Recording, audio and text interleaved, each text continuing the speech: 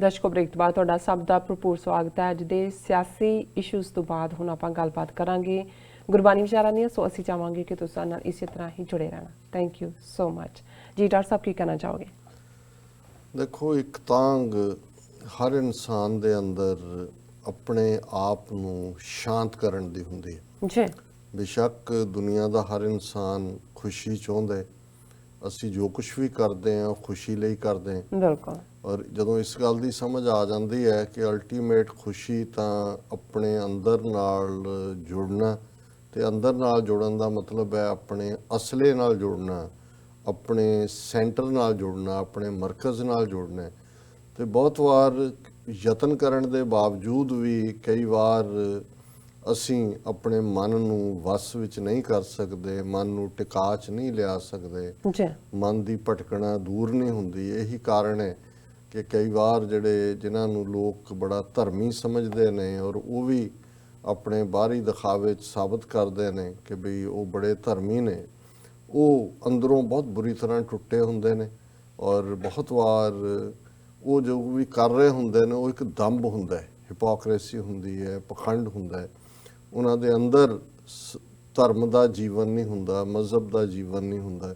ਔਰ ਕਈ ਵਾਰ ਫਿਰ ਉਹਨਾਂ ਦੀ ਕੋਈ ਐਸੀ ਕਰਤੂਤ ਵੀ ਸਾਹਮਣੇ ਆਉਂਦੀ ਹੈ ਜਿਹਨੂੰ ਦੇਖ ਕੇ ਲੋਕ ਕਹਿੰਦੇ ਨੇ ਵੀ ਇਹ ਕੀ ਸੀ ਤੇ ਕੀ ਹੈ। ਉਹ ਉਦੋਂ ਵੀ ਉਹੀ ਸੀ ਜੋ ਕਰਤੂਤ ਕਰਨ ਵੇਲੇ ਸੀ ਜਾਂ ਪਹਿਲਾਂ ਸੀ, ਪਰ ਉਹਦਾ ਇੱਕ ਡਿਫਰੈਂਟ ਪ੍ਰਭਾਵ। ਜਿਵੇਂ ਮੈਂ ਅੱਜ ਹੀ ਇੱਕ ਸ਼ਾਰਟ ਕਲਿੱਪ ਅਸ਼ਫਾਕ ਅਹਿਮਦ ਸਾਹਿਬ ਜਿਹੜੇ ਪਾਕਿਸਤਾਨ ਦੀ ਇੱਕ ਫਕੀਰ ਜੋੜੀ ਅਸ਼ਫਾਕ ਔਰ ਉਹਨਾਂ ਦੇ ਘਰੋਂ ਬੀਬੀ ਬਾਨੋ ਹੋਏ ਨੇ, ਪਾਕਿਸਤਾਨ ਦੇ ਬਹੁਤ ਵੱਡੇ ਦਾਨਸ਼ਵਰ ਵੀ ਸਨ ਔਰ ਬਹੁਤ ਵੱਡੀ ਦੇਣ ਹੈ ਉਹਨਾਂ ਦੀ ਮੀਡੀਆ ਦੇ ਹਵਾਲੇ ਨਾਲ ਔਰ ਜਿਵੇਂ ਉਹਨਾਂ ਦੇ ਡਰਾਮੇ ਔਰ ਦੂਸਰੇ।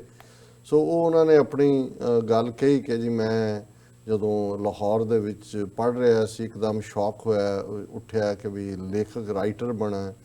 ਮੈਂ ਉਹਨਾਂ ਦੀ ਕਾਫੀ ਹਾਊਸ ਔਰ ਦੂਸਰਾ ਸੀ ਜਿੱਥੇ ਰਜਿੰਦਰ ਸਿੰਘ ਬੇਦੀ, ਕ੍ਰਿਸ਼ਨ ਚੰਦਰ, ਹੋਰ ਬੜੇ ਅਦੀਬ ਆਉਂਦੇ ਸੀ, ਉੱਥੇ ਜਾਣਾ। ਰਾਤ ਮੈਂ ਲੇਟ ਆਉਣਾ, ਉਹਨਾਂ ਨੇ ਕਹਿਣਾ ਮੇਰੀ ਮਾਂ ਜਦੋਂ ਮੈਂ ਲੇਟ ਵੀ ਰਾਤ ਮਿਡਨਾਈਟ ਵੀ ਘਰ ਆਉਣਾ ਉਹਨੇ ਜਾਗਦੀ ਹੋਣਾ ਤੇ ਉਹਨੇ ਮੈਨੂੰ ਰੋਟੀ ਗਰਮ ਗਰਮ ਲਾ ਕੇ ਦੇਣੀ। ਤੇ ਮੈਂ ਵੀ ਉਹਨੂੰ ਕਹਿਣਾ ਕਿ ਮਾਂ ਨੂੰ ਕਿ ਵੀ ਅੰਮਾ ਤੂੰ ਸੌਂ ਜਾਇਆ ਕਰ, ਰੋਟੀ ਪਕਾ ਕੇ ਰੱਖਦਾ। ਉਹਨੇ ਕਿਹਾ ਵੀ ਨਹੀਂ ਮੈਂ ਤੈਨੂੰ ਗਰਮ ਗਰਮ। ਪਰ ਉਹਨੇ ਕਹਿੰਦਾ ਇੱਕ ਦਿਨ ਪੁੱਛ ਲਿਆ ਕਿ ਵੀ ਤੂੰ ਕਰਦਾ ਕੀ ਹੈ ਇਹਨੇ? ਉਹਨੇ ਕਿਹਾ ਜੀ ਮਾਂ ਮੈਂ ਲੇਖਕ ਬਣਾਂਗਾ, ਰਾਈਟਰ ਬਣਾਂਗਾ ਔਰ ਸੱਚ ਲਿਖਾਂਗਾ ਜਿਹੜਾ ਕਿਸੇ ਨੇ ਨਹੀਂ ਲਿਖਿਆ। ਔਰ ਬਾਕੀ ਉਹਨੇ ਕਿਹਾ ਵੀ ਅੱਛਾ ਤੂੰ ਕੀ ਕਰੇਗਾ? ਕਹਿੰਦਾ ਮੈਂ ਕਿਤਾਬ ਲਿਖਾਂ। ਉਹਨੇ ਕਿਹਾ ਇਹਨਾਂ ਦਾ ਕਿਤਾਬਾਂ ਦਾ ਕੀ ਬਣੇਗਾ ਜਿਹੜੀਆਂ ਲਿਖੀਆਂ ਪਹਿਲਾਂ?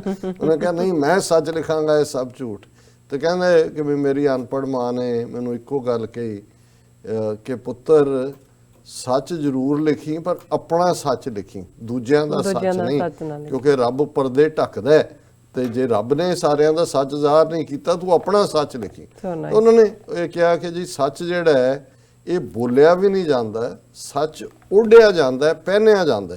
ਔਰ ਜਦੋਂ ਗੁਰੂ ਸਾਹਿਬ ਨੇ ਇਹ ਫਰਮਾਇਆ ਕਿ ਭਾਈ ਇਹ ਸੱਚ ਪੁਰਾਣਾ ਨਾ ਥੀਵੇ ਕਿ ਨਾ ਸੱਚ ਪੁਰਾਣਾ ਹੁੰਦਾ ਤੇ ਸੱਚੋਂ ਹੋ ਰਿਹਾ ਸਭ ਕੋ ਉੱਪਰ ਸੱਚ ਅਚਾਰ, ਹਰ ਚੀਜ਼ ਸੱਚ ਤੋਂ ਹੋ ਰਿਹਾ ਪਰ ਟਰੂਥਫੁਲ ਜੀਵਨ ਜਿਉਣਾ ਇਹ ਹੈ ਅਸਲੀ ਲਿਵਿੰਗ। ਅੱਜ ਜਿਹੜਾ ਸ਼ਬਦ ਹੈ ਇਹੀ ਹੈ ਕਿ ਤੁਸੀਂ ਕਿਵੇਂ ਆਪਣਾ ਆਪਾ ਰੱਬ ਦੇ ਅੱਗੇ, ਔਰ ਇਹ ਹੁੰਦਾ ਧੁਰੋਂ ਦਰਗਾਹੋਂ ਹੀ ਹੈ, ਇਹ ਰੱਬ ਦੀ ਰਹਿਮਤ ਨਾਲ ਹੀ ਪੋਸੀਬਲ ਹੁੰਦਾ। ਨਹੀਂ ਤਾਂ ਤੁਸੀਂ ਜਿੰਨੇ ਮਰਜ਼ੀ ਯਤਨ ਕਰੋ, ਜਿੰਨੀਆਂ ਮਰਜ਼ੀ ਕਿਤਾਬਾਂ ਪੜ੍ਹੋ, ਜਿੰਨੇ ਮਰਜ਼ੀ ਜਿਹੜੇ ਨੇ ਹੋਰ ਆਪਣੇ ਆਪ ਨੂੰ ਹੱਠ ਦੇ ਵਿੱਚ ਕਰਮ ਪੈਨੈਂਸ ਜਿਹਨੂੰ ਕਹਿੰਦੇ ਨੇ ਕਰੋ। ਔਰ ਪੰਜਵੇਂ ਪਾਤਸ਼ਾਹ ਦਾ ਸ਼ਬਦ ਹੈ ਆਸਾ ਰਾਗ, ਆਗਿਆ ਹੀ ਤੇ ਸਭ ਕੁਛ ਹੁਆ ਅਵਰ ਕੇ ਜਾਣੈ ਗਿਆਨਾ, ਭੂਲ ਚੂਕ ਆਪਣਾ ਬਾਰਕ ਬਖਸ਼ਿਆ ਪਾਰ ਬ੍ਰਹਮ ਭਗਵਾਨਾ। ਸਤਿਗੁਰ ਮੇਰਾ ਸਦਾ ਦਿਆਲਾ, ਮੋਹੇ ਦੀਨ ਕੋ ਰਾਖ ਲਿਆ, ਕਾਟਿਆ ਰੋਗ ਮਹਾ ਸੁਖ ਪਾਇਆ, ਹਰ ਅੰਮ੍ਰਿਤ ਮੁਖ ਨਾਮ ਦਿਆ। ਰਾਹੋ, ਜਿਵੇਂ ਰਾਹੋ ਦੇ ਤੋਂ ਸੈਂਟਰਲ ਨੁਕਤਾ ਹੁੰਦਾ ਹੈ ਸ਼ਬਦ ਦਾ ਕਿ ਮੇਰਾ ਸਤਿਗੁਰੂ ਬੜਾ ਦਿਆਲੂ ਹੈ, ਬੜਾ ਦਇਆ ਕਰਨ ਵਾਲਾ, ਕੰਪੈਸ਼ਨੇਟ ਹੈ।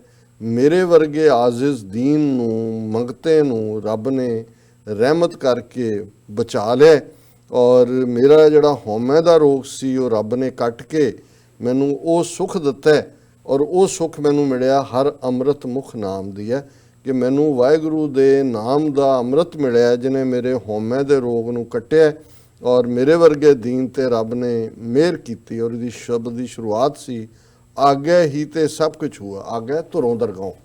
ਜੋ ਵੀ ਹੋਇਆ ਇਹ ਧੁਰੋਂ ਦਰਗਾਹੋਂ ਹੋਇਆ, ਅਵਰ ਕੇ ਜਾਣਾ। ਮੇਰਾ ਇਹਦੇ 'ਚ ਕੋਈ ਗਿਆਨ ਜਾਂ ਸਿਆਣਪ ਜਾਂ ਚਲਾਕੀ ਨਹੀਂ ਹੈ ਕਿ ਜਿਹਦੇ ਨਾਲ ਮੈਨੂੰ ਇਹ ਹਾਸਲ ਹੋਇਆ।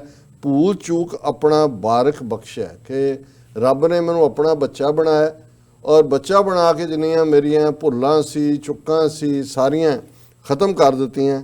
ਪਾਰ ਬ੍ਰਹਮ ਭਗਵਾਨ ਉਹੀ ਵਾਹਿਗੁਰੂ ਕਰਨ ਕਾਰਨ ਸਮਰੱਥ ਹੈ। ਔਰ ਫਿਰ ਗੁਰੂ ਸਾਹਿਬ ਫਰਮਾਉਂਦੇ ਨੇ, ਅਨੇਕ ਪਾਪ ਮੇਰੇ ਪਰ ਹਰਿਆ, ਬੰਧਨ ਕਾਟੇ ਮੁਕਤ ਪਏ, ਅੰਧਕੂਪ ਮਹਾ ਘੋਰ ਤੇ ਬਾਹ ਪਕੜ ਗੁਰ ਕਾਢ ਲਈਏ।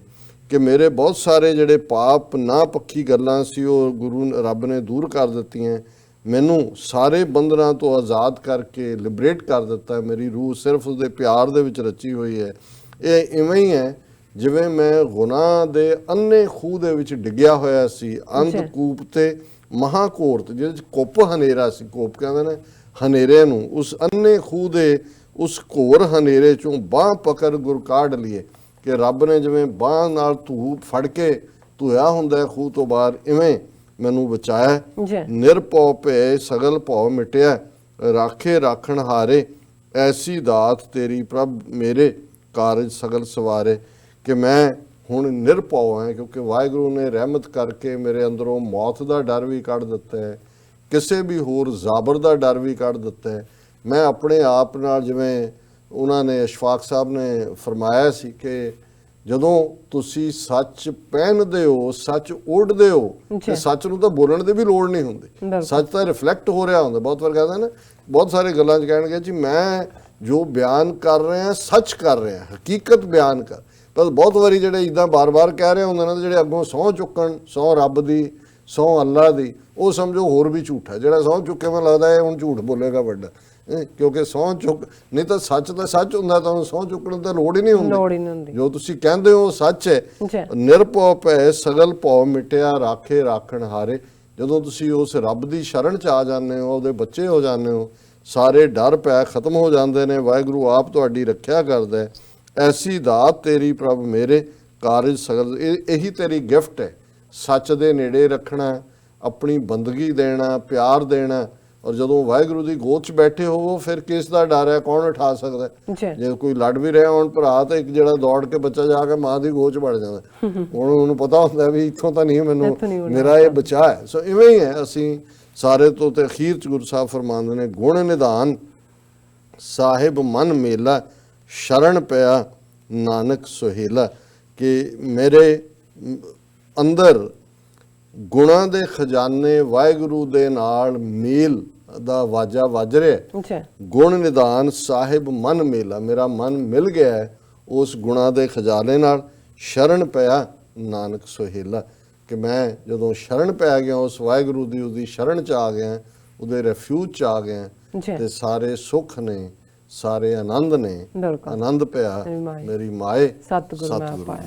ਜੀ ਡਾਕਟਰ ਸਾਹਿਬ ਤੁਹਾਡਾ ਬਹੁਤ ਬਹੁਤ ਸ਼ੁਕਰੀਆ। ਤੁਸੀਂ ਅੱਜ ਦੇ ਅਹਿਮ ਇਸ਼ੂ ਤੇ ਅੱਜ ਦਾ ਵਿਚਾਰ ਸਾਡੇ ਦਰਸ਼ਕਾਂ ਨਾਲ ਸਾਂਝਾ ਕੀਤਾ। ਇੱਥੇ ਲੈਣੇ ਆਪਣੀ ਵਿਊਅਰਸ ਕੋਲੋਂ ਇਜਾਜ਼ਤ। ਵਿਊਅਰਸ ਤੁਹਾਡਾ ਬਹੁਤ ਬਹੁਤ ਸ਼ੁਕਰੀਆ। ਤੁਸੀਂ ਆਪਣੇ ਕੀਮਤੀ ਸਮੇਂ ਵਿੱਚੋਂ ਸਮਾਂ ਕੱਢ ਕੇ ਸਾਨੂੰ ਆਪਣੇ ਰਾਏ ਤੇ ਸੁਝਾਅ ਭੇਜੇ ਨੇ। ਤਾਂ ਭੇਜਦੇ ਰਹਿਣਾ ਸਾਡੇ ਇਸ ਪਤੇ ਤੇ SOS@TV84.tv ਤੇ। ਅਸੀਂ ਆਪਣਾ ਪ੍ਰੋਗਰਾਮ ਲੈ ਕੇ ਫਿਰ ਦੁਬਾਰਾ ਤੁਹਾਡੇ ਸਨਮੁਖ ਹੋਵਾਂਗੇ। ਤਦ ਤੱਕ ਲਈ ਮੈਨੂੰ ਤੇ ਆਪਣੇ ਰਾਸਾਂ ਨੂੰ ਆਗਿਆ ਦਿਓ। ਦੇਖਦੇ ਰਹੋ TV84। ਬੁਲਾ ਦਿਓ ਫਤਿਹ। ਵਾਹਿਗੁਰੂ ਜੀ ਕਾ ਖਾਲਸਾ, ਵਾਹਿਗੁਰੂ ਜੀ ਕੀ ਫਤਿਹ। ਰੱਬ ਰਾਖਾ।